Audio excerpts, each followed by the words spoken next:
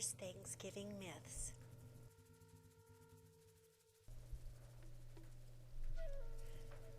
You think you know what happened at the first Thanksgiving, but do you really? Follow me as we uncover some of the myths about this historical event. Thanksgiving stories have been told and retold for many years, but is what we know the truth?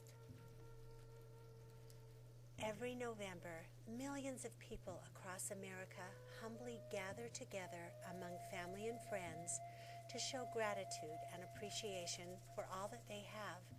This one-day event is packed full of events steeped in tradition.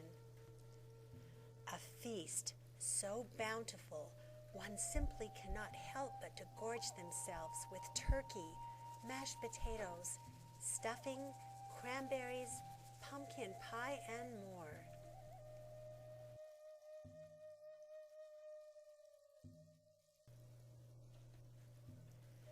Did you know that some of the foods we eat today were not on the menu? Can you guess which ones? Historians do not know for sure exactly what was served that day. However, based on a letter from Edward Winslow, waterfowl and deer were eaten. Potatoes and sweet potatoes were not available in 1621, and while cranberries may have been at the feast, it would not likely have been in a sauce. Sugar was extremely expensive to import from England. At this point, you might say, well, surely there was pumpkin pie. Pumpkin, yes, but pie, no. Pumpkin was native to New England back then, but like other squash varieties, it was more than likely sliced and fried, not placed in a pie.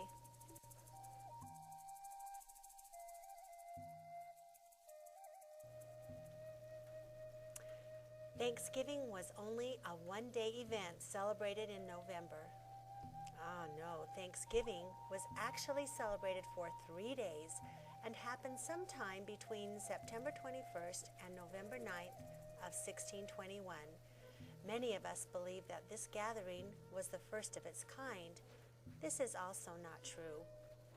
The Wampanoag tribe had been celebrating gifts from their creator for thousands of years, and the Pilgrims often celebrated successful harvests by thanking God for their blessings.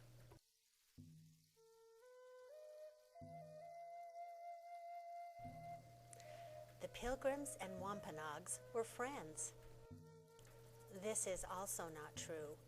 When the Pilgrims first arrived to Plymouth in 1620, the Wampanoag were very unsure of their intentions, afraid of the possible changes to their way of life.